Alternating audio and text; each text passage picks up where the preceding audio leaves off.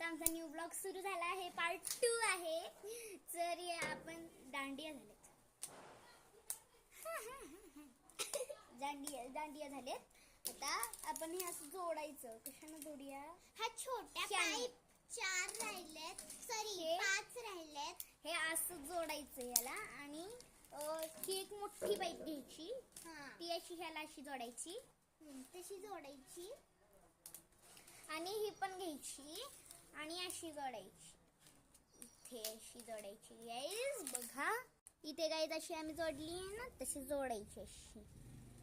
आणि ना दुसरंही असं प्लग लावून घ्यायचं, असं जोड, असं गाईज लावून घ्या, असं झालं.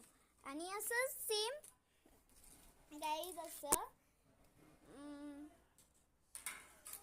हे ना त्याच्या ना दुसऱ्या बाजूलाही करूया. गाईज असं लावायचं. हे चारी बाजूनी असं झालंय ते. आता बघूया गाईज, बघा हे असं लावून घ्यायचं आहे. असं काहीच करायचं, असं चारी बाजूनी करायचं गाईज. अशा 2 पाईप्स जोडून असं लावायचं आहे गाईज. बघा दोन्ही बाजूनी, या वाल्या बाजूनी नाही लावायचं गाईज, या वाल्या बाजूनी असं लावायचं आहे गाईज. ह्या वाल्या बाजूनी इथं लावायचं आहे गाईज. असं लावलं आहे.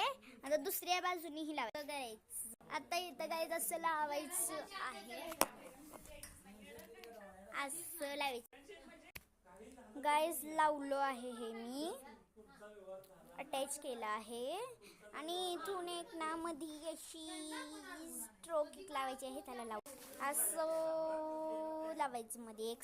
असं आपल्या घराचं स्ट्रक्चर झालं आहे बघा हे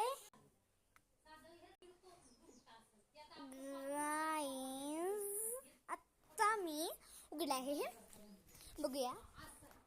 हे वरून असं दिसतं, बाजूने असं दिसतं, त्या बाजूनेही सेम असंच दिसतं.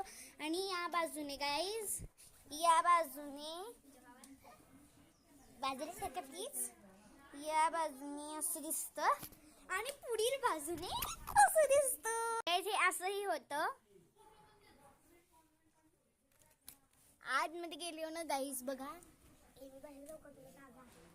5-6 जणींना जागा पुरते गाईज. बघा, आणि वरती असं अटॅचिंग केलं आहे, अटॅच केलं आहे आणि असं. आणि